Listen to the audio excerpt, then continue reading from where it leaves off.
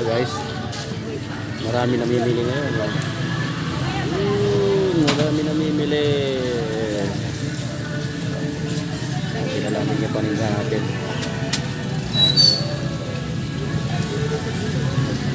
Bigyan kami ng panahon kasi umuulan na.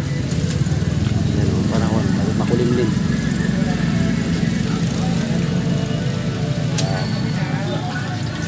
One time lang o, viral si Yatay o. Watay. Pati di si Siomay, mabenta na rin. Ayan, marami pa o.